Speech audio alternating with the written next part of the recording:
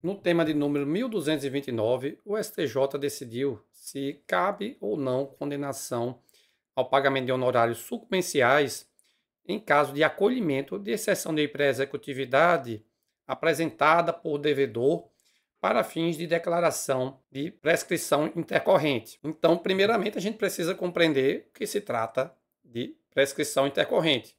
A prescrição intercorrente é aquela que acontece no curso da ação judicial, certo? Então, segundo disposição na Lei de Execução Fiscal e agora também no Código de Processo Civil, se não são encontrados os bens ou o próprio devedor, o processo é suspenso por 1 ano para que o exequente procure por bens ou pelo devedor. E se não forem encontrados bens, o processo será arquivado provisoriamente pela duração do prazo prescricional.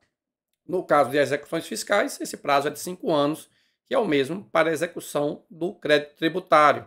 Então, seria um prazo de 6 anos desde aquela suspensão, né? 1 ano mais 5. Então, a questão é a de, se passados esses 6 anos e o devedor não pagou a dívida, o advogado dele se habilita nos autos, se é que não já estava habilitado, e apresenta uma exceção de executividade, que é uma peça de impugnação à cobrança, pela qual ele pode alegar matérias de ordem pública, incluindo aí a prescrição.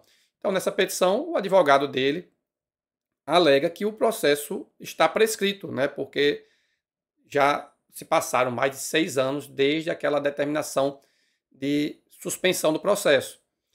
Então, a questão é se cabe, no caso do acolhimento dessa prescrição intercorrente, a condenação da fazenda, que era que estava cobrando o débito, ao pagamento de honorários sucumbenciais.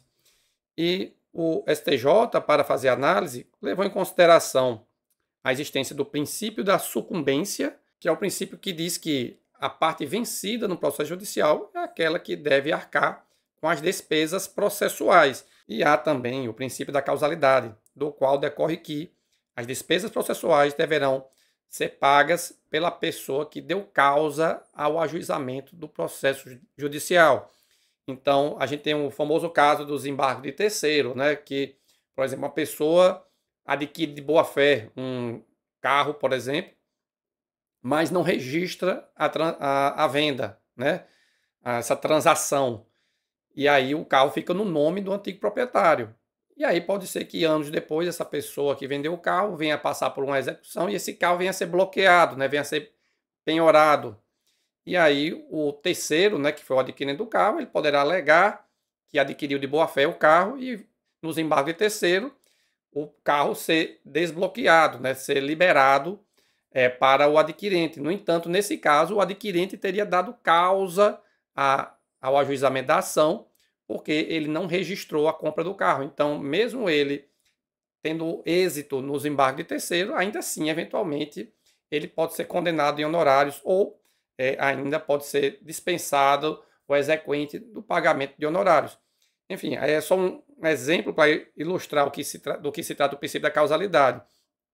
E no STJ entendeu, então, que nesse caso aqui, o princípio da causalidade aponta que a Fazenda Pública não pode ser condenada ao pagamento de honorários, porque nesse caso a extinção do processo decorre tão somente do transcurso do tempo e da incapacidade de pagamento do próprio devedor, né?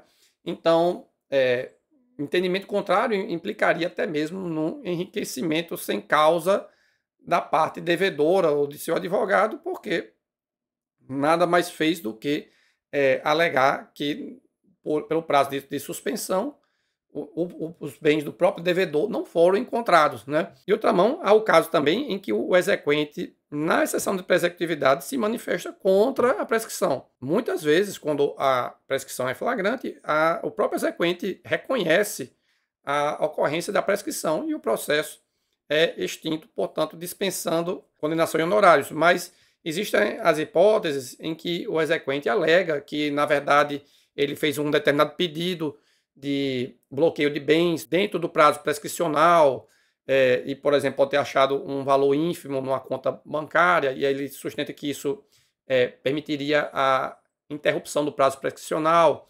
Enfim, ele pode alegar causas interruptivas desse prazo prescricional ou mesmo causas suspensivas, como, por exemplo, a celebração de um parcelamento, que também interrompe o prazo. E então fica a questão de, se nesse caso em que o exequente se manifesta pela inexistência de prescrição e o juiz, no caso concreto, reconhece que de fato aconteceu a prescrição.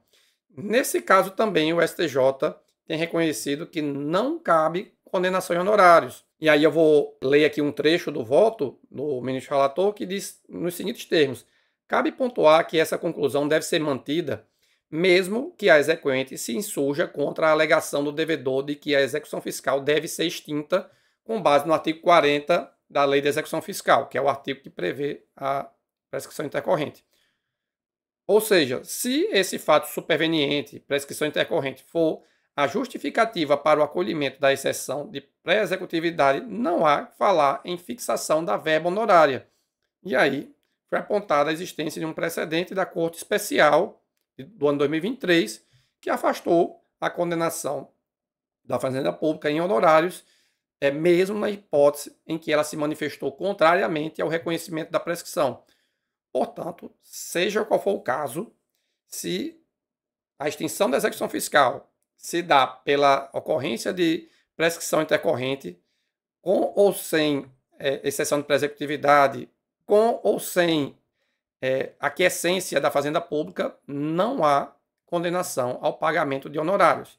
Então, a tese foi fixada no sentido de que, à luz do princípio da causalidade, não cabe fixação de honorários advocatícios quando a exceção de pré-executividade é acolhida para extinguir a execução fiscal em razão do reconhecimento da prescrição intercorrente, prevista no artigo 40 da Lei 6.830 de 1980, que é a Lei de Execução Fiscal. Mais uma vez, se vocês gostaram do conteúdo, se inscreva no canal e clique no botão de curtir.